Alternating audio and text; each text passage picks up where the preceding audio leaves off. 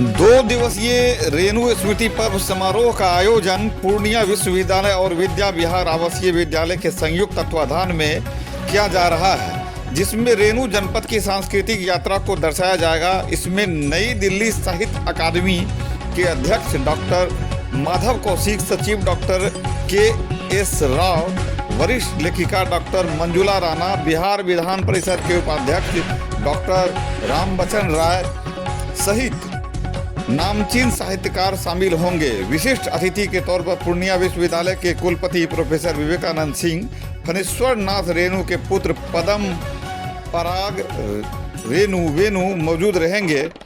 रेणु स्मृति पर्व के संबंध में प्रेस वार्ता करते हुए पूर्णिया कॉलेज के पूर्व प्रिंसिपल और प्रख्यात साहित्यकार डॉक्टर रत्नेश्वर मिश्रा ने बताया कि 2 दिवसीय समारोह की शुरुआत 11 अप्रैल से होगी। सुबह 10 बजे विद्या विहार आवासीय परिसर के रविवंश नारायण स्मृति सभागार में इस कार्यक्रम का उद्घाटन होगा। इसमें साहित्यिक परिचर्चा होगी, जिसमें साहित्यकार अपने अपने विचार व्यक्त करेंगे। इसके अलावा काव्य पाठ, नाटक, सम्मान समारोह और फिल्म का प्रदर्शन भी होगा।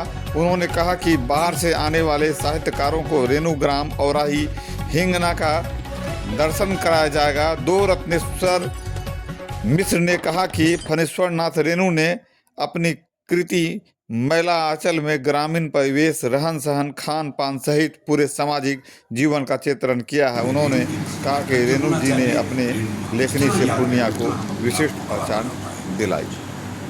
एक और बात मैं रेणु के बारे में कहूँ, मैं जब स्वयं पढ़ता था यूनिवर्सिटी में, ये 60-70 के दशक की बात होगी, मैंने मैथिली में उनका एक रिपोर्टाज पढ़ा था।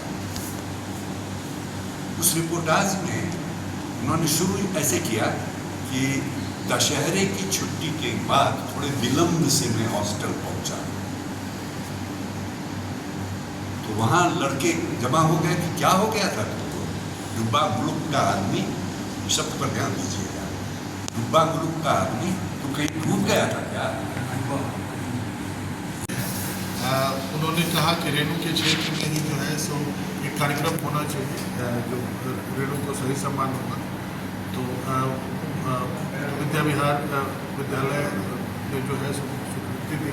हम लोगों ने कहा कि हमारे यहाँ किया जाए। यूनिवर्सिटी को हम लोगों ने अप्रोच किया कि इसमें को ऑर्गेनाइज़र बनाया जाए, क्योंकि जिस तरह का कार्यक्रम है और जिस तरह के इंटेलेक्चुअल्स इस कार्यक्रम में पार्टिसिपेट करें, तो यूनिवर्सिटी से होंगे, वहाँ के छात्र होंगे, शिक्षक होंगे और फिर बहुत सारे चाहने वाले। हमने कोशिश किया है कि शहर में, इस क्षेत्र में जितने भी लब्ध प्रतिष्ठित साहित्यकार हैं, जो उनको जो है सो इस कार्यक्रम का न्योता भेजा जाए। कहीं छूट गया होगा तो आपके मीडिया के माध्यम से हम सबको सूचित करना चाहते हैं कि आप ज़रूर आएँ इस कार्यक्रम में। ओपन कार्यक्रम है, रेणु के चाहने वाले सारे लोग पार्टिसिपेट करें। सुबह से शाम तो विमर्श वगैरह, काव्य पाठ है। कला भवन के नाट्य विभाग के द्वारा जो है सो पंचलेट नाटक का मंचन भी होना है उस दिन। कुछ सिनेमा, अगर समय मिलेगा तो हम लोग सिनेमा का मंचन भी करेंगे। और अगले दिन जो है सो सुबह सबका, जितने बाहर से अतिथि आ रहे हैं, सब बड़े बड़े नाम हैं अपने क्षेत्र के, तो वो लोग देखना चाहते हैं कि रेणु जिस अंचल की चर्चा की है अपने उपन्यास में, वो दिखता कैसा है वो क्षेत्र। तो सब लोग सुबह में जो है वही औराही हिंगना जाएंगे। रेणु को परिवार की तरफ से स्वीकृति मिली थी कि वो वहाँ पर देख सकेंगे। खुद जो है बड़े पुत्र पराग राय वेणु जी जो है सो स्वस्थ नहीं है, तो अब 11 के कार्यक्रम में नहीं रहेंगे, लेकिन 12 को उनका स्वागत करने के लिए वहाँ उपस्थित रहेंगे। छोटे पुत्र जो है पहले दिन भी रहेंगे। फिर वहीं से वो लोग, कुछ लोग बागडोगरा, कुछ लोग कटिहार चले।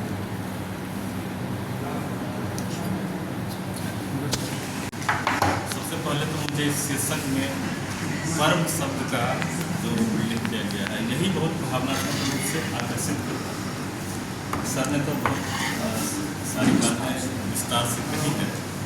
मैं अक्सर विद्यार्थियों के बीच करता हूँ कि साहित्य की बारीक समझ के लिए इतिहास की मोटी समझ होना बहुत आवश्यक है, क्योंकि वो इतिहास के धरातल पर ही बहुत सारी रचनाएँ हैं टिकी होती हैं।